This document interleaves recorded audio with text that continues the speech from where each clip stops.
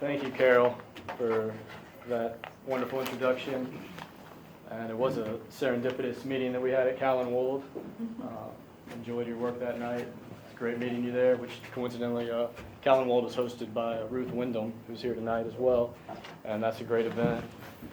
And here at UUCA is also a great event. I've been looking forward to this for several months now. I've been to a couple of the open mics over the past year, and now I'm definitely looking forward to being able to read a few more poems.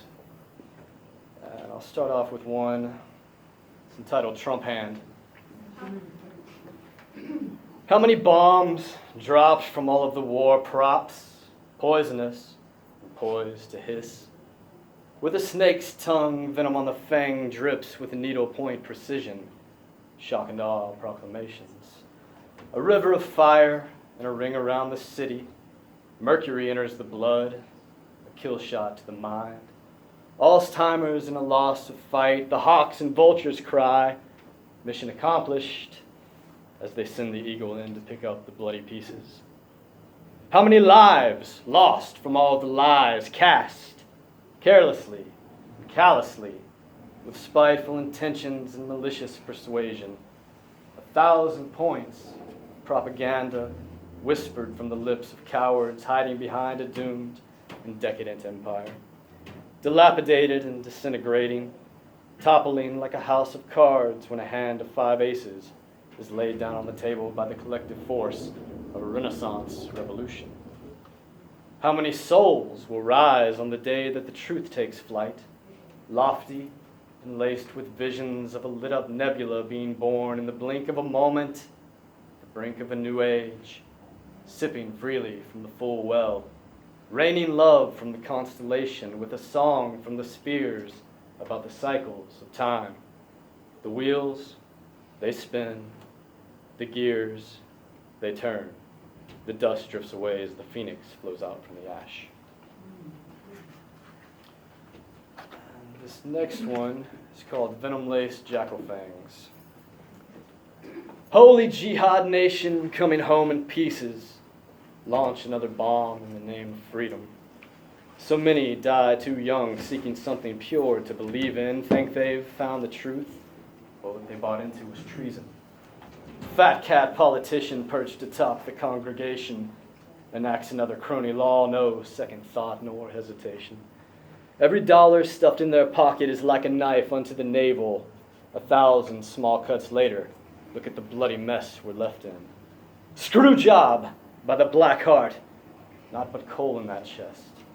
Mine it from the mountains, then set the lake on fire. No water in those veins, smells of petroleum jelly.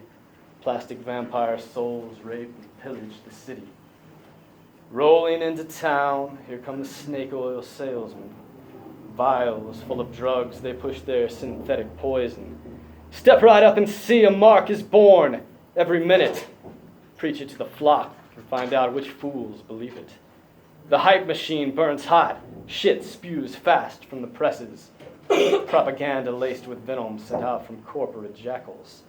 Saliva drips from fangs, they can taste the next victim. A new war set in the scope sight, hair trigger pressure, and squeeze it.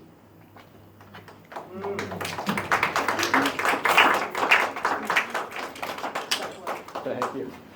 So those first 2 poems are from a chapbook called Songs of a Dissident, which was my debut back in 2015, put out through Transcendent Zero Press, which is a small market down in Texas, run by Dustin Pickering and ZM Wise. And a lot of the poems contained in here come from a site that's called Dissident Voice, which is a political, social, cultural website that I began publishing that back in 2014 with some essays. And then after that, found out that they had a weekly Sunday poetry page run by Angie Tibbs. And I owe her a huge debt of gratitude because she was the first editor to ever publish one of my poems, and so I always like to give a shout out to her because that means a lot to me. And ever since the last 3.5 years, I've been a weekly contributor there, so I have a back catalog of about 3.5 years of material there. And that'll conclude the angst and dark portion of the show. I was a little more melancholy back in those days, but now I'm in love. So anyway, I'll read one more from it though, called Chokehold Gag Reflex. It's not what you think. Maybe it is. Who can know these things? Up on the steep roof, blowing leaves from the gutter, I come to realize an appreciation of just how precious and precarious every single step in life is. One slip might mess you up. Walking along beside the street, watching cars pass in the cold of night, I get a craving for some fresh air, not just stale smoke, tailpipe, smog fest. One breath might seize the lungs. Staring straight at the TV screen, going numb in every neuron, I found a trance with the program, turn my head off and get sucked into the shallow waves. 1 hour might drain all soul. Sitting down for a warm meal, dinner table with the heat on. I know it's true that the energy used to keep me safe from cold comes at the sad expense of stealing Earth's black gold. One drill might shift the plates. Catching flack in my own mind for creature comforts of the modern life, it'll drive you mad trying to save the world. It's all illusion, Lord. Just lay me down. Sleeping soundly between satin sheets, snug and cozy, carefree nonchalance. I paid my dues throughout the day. Won't wear a millstone through the night.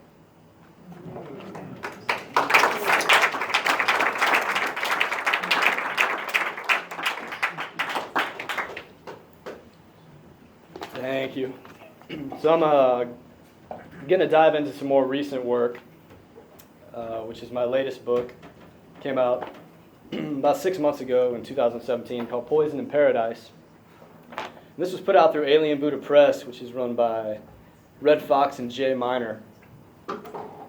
They're also photographers, and so they hitchhiked across the country and took a lot of amazing scenic photographs.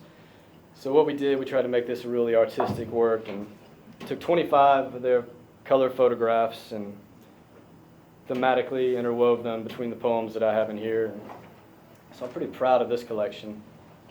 And I'll read a few from it, starting with a piece called Elusive. We're all looking for something better than what we are. Something deeper than what we've felt. Something stronger than what we've sensed. Something more honest than what we've been telling ourselves. Something more steady. Something more calm. Something more real than what we've experienced. Something that never winds up hurting us in the end. Something sweet that isn't addictive. Something alive that doesn't die on us. Something powerful that never loses its grace. Something that never runs dry. Something that never talks back. Something that comforts us when we are hurting. Something that understands the existential pain. Something that does not lack in the moments when we need it most. Something that is brave when we are full of fear. Something that fits the bill. Something that naturally smiles for the camera without having to fake any cheese. Something rich without pretension. Something high without a kite. Alright, so this next one is dedicated to my favorite author, Hunter S. Thompson, and my favorite movie, Fear and Loathing in Las Vegas. It's called An Ode to Fear. It was published in a journal originally called Into the Void, which won the 2017 Saboteur Awards over in the UK out of Ireland last year. One of my favorite magazines. Highly recommend that. I am Ahab, and I will slay you righteously in the bathtub if you try to force me to fall asleep with acid still stuck in my throat and draining. It was on my tongue, now she's in my head, humming. I am the orange juice in your blood when we sing these hymns to the sun and trip on solar rays. Morning, the morning rise. You are liquid light, You are a trite cliche, salvation, quantum leap of loathing. I am Nixon, and I will smear fresh ketchup and chemicals on this walled-off pit of chaos and despair. I am your vomit erupting from the sea. You are the knifing zigzag forehead, kiss of death. I am what I am, that I am. A patch of spinach green with envy. A doomed prophecy, it's probably wrong. A final signal sent across the crashing waves. A flag on the shoreline, dusted off and risen high.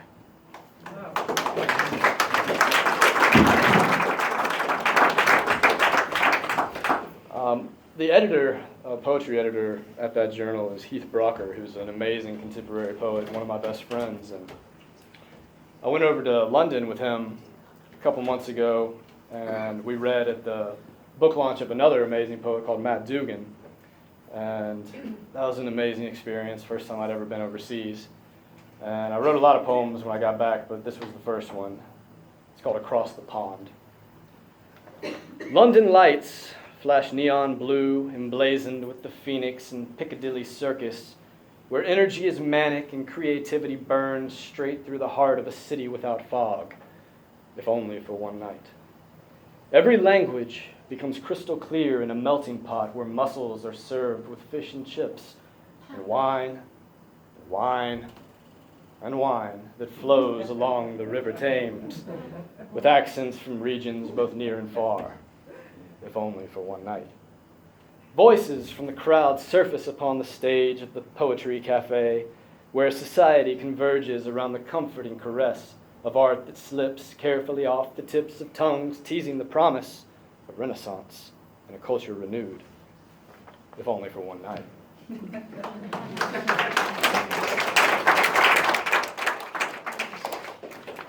I'll do one more from Poison in Paradise.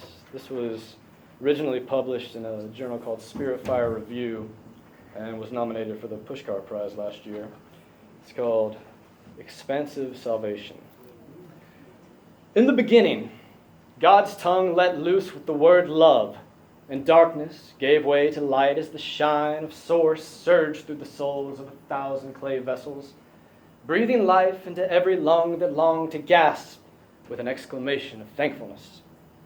Consciousness careened through the space of an ethereal realm, pulsing at every point of a synchronized web with notes of harmonic vibration, as the song of the spheres burst with a bang into a symphony of sound, and the lyrics, born from the stars, found their way into the spirit of man, as the perfect plan reached a home in which to rest.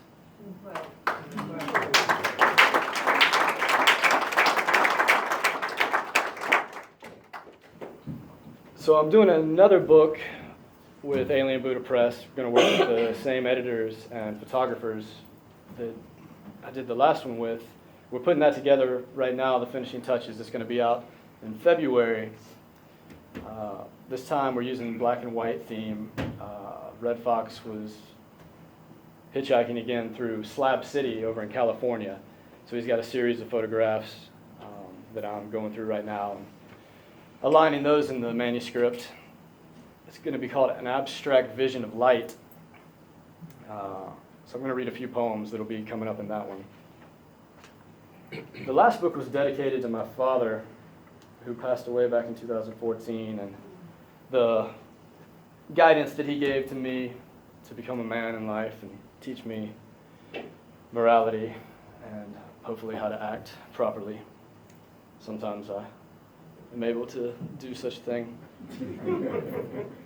This next book is going to be dedicated to all the women in my life that have had a positive influence.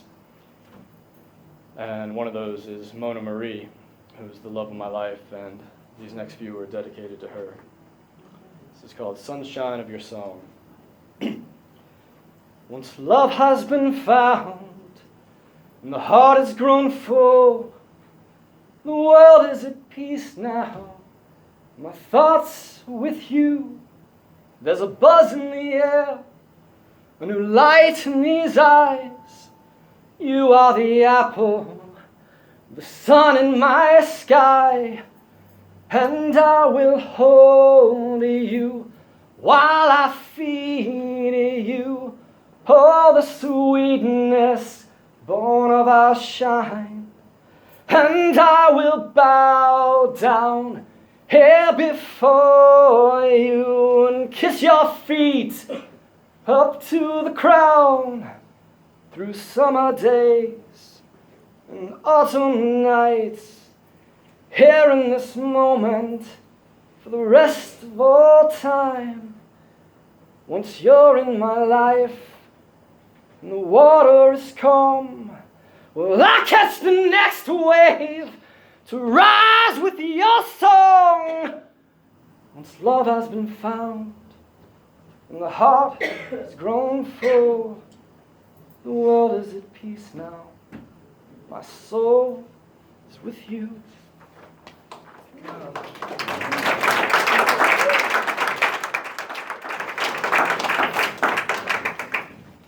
This next one is a short piece, and it's actually going to appear on the back cover of the book. It was just translated into Italian, and it'll be out soon as well. It's called Vines. Vines attach their grip while continuing to expand in proportion. Just as my heart is set in place with you, yet still growing, only so I can learn how to love you even more. And this one's called Reap What We Have Sown. Tiptoe across the floorboards of my spellbound mind in your ballerina slippers, dancing pirouettes in double time. Ride your candy cane, sugar plum, honey drop, whipped cream, fantasy of ecstasy, straight toward my throbbing heart. Kiss me while I'm sleeping in a lucid state, using your elven ways to ensure this magic never dissipates. Cute as a summer button on a winter's night as the stars alight atop a Christmas tree full of owls. Scream and howl primal underneath a slivered moon from the highest peak on this mountaintop we have claimed. Stake a flag of love here where the soil is moist, so our garden grows lush with every shade of green on earth.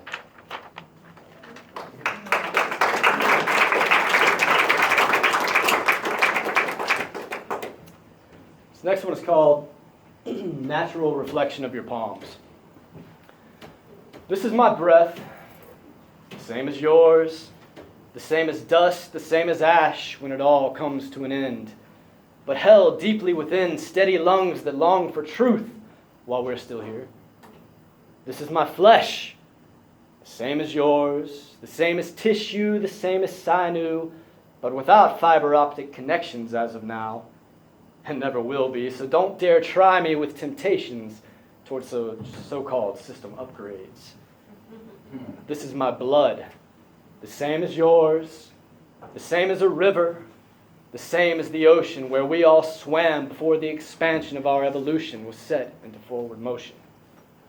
These are my hands, the same as yours, the same as caring, the same as giving, the same as taking, the same as wanting, the same as needing to hold everything that is loved firmly within their grasp.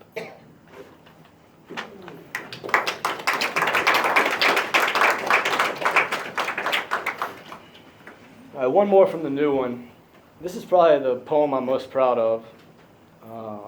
It's been translated into 5 languages now. Italian, Serbian, Persian, Albanian, and Afrikaans. It's called Transcending Definitions. Art is not an institution. It is an inner fire born out of those whose eyes pierce deeply into hidden, burning beauty. Art is not a class taught by academia. It is a holy vibration pulsing through the veins of those who sense the truth of this world's perfect purity. Art is not a transaction. It is a soulful expression that has no choice but to be released as a reflection of the source. Art is not a sales pitch. It is an intense emotion coupled with a vision of crystalline transcendence that ruptures open new dimensions. Art is not yet ready for the grave. It is a raging protest against the mortal flesh that sings the sweetest melody about overcoming life's suffering.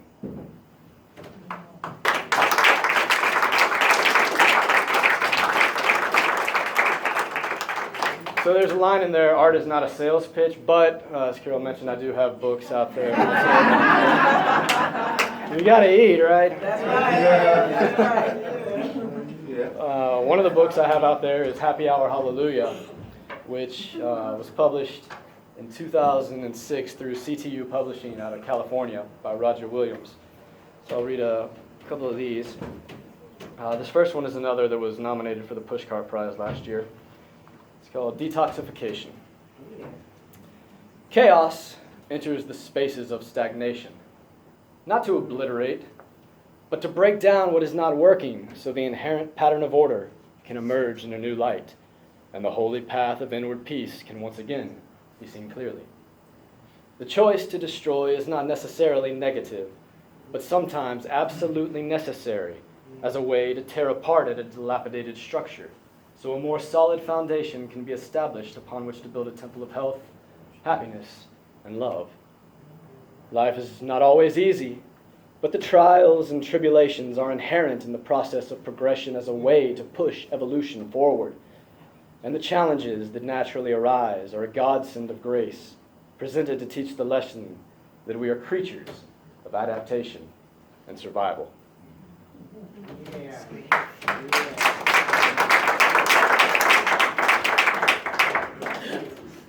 This next piece is Revelations in the Marrow. The vastness of your scope as I stare into the sky reveals itself here and there with glimpses into the absolute glimmer.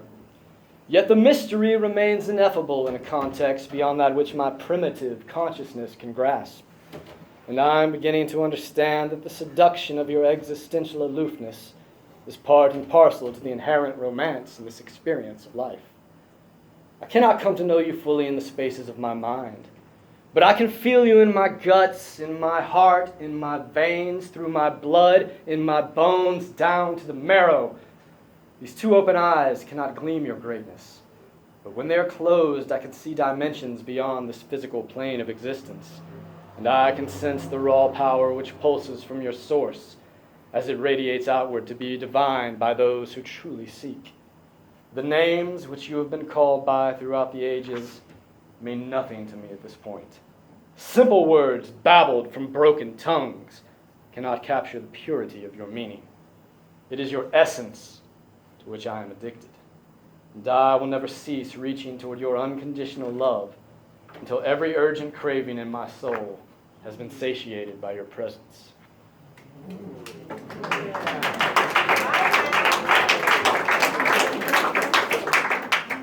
I've got two more I'll do.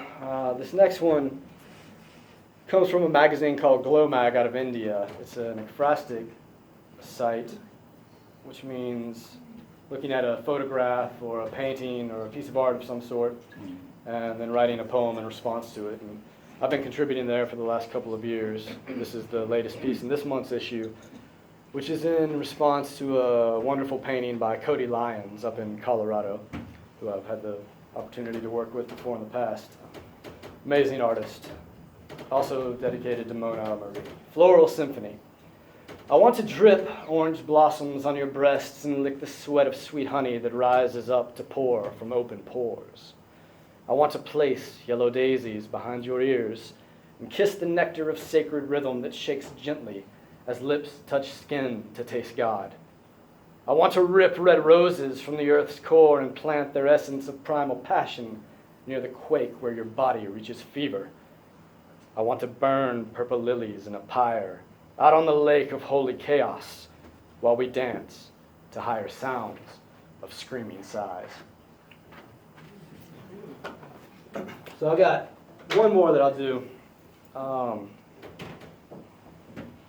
As I mentioned, this new book that's coming out is dedicated to all the women in my life. And one of the most important women was my grandmother, Florence, who really instilled my confidence and drive to always seek when I'm dreaming. And she passed away this past year. at the age of 96. And so this is the eulogy I read to her out in California. The wings of ceramic angels are too heavy now to hold on to or try and sculpt any longer, no matter how beautifully they were created in your image.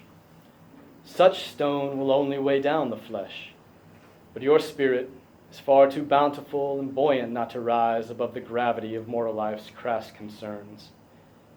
My Father, your Son, is there to guide you home. We are never truly alone here on earth or in heaven.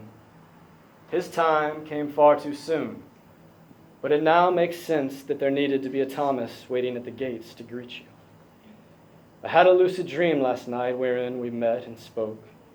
I was able to say all the words of gratitude in that ethereal realm that weren't able to be expressed these past few years during waking moments.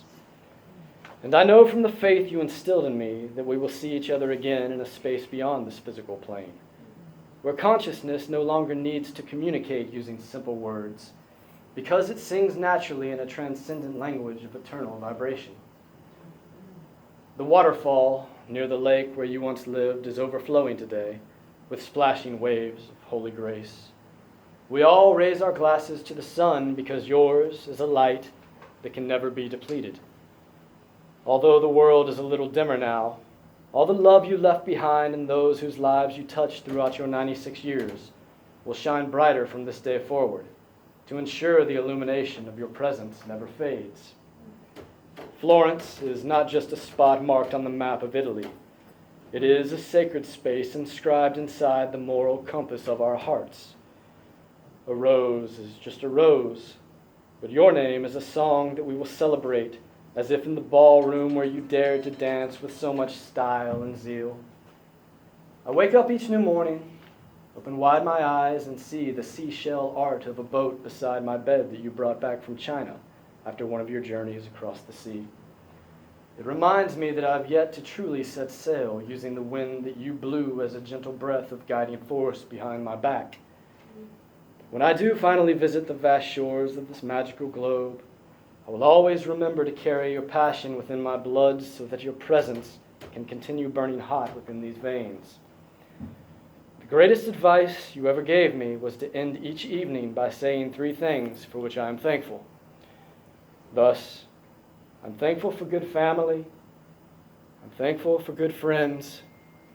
I'm thankful most of all in this moment that your suffering has been alleviated, that your soul has now ascended, and that your memory will remain forever vital in the thoughts of those who carry on now in your honor.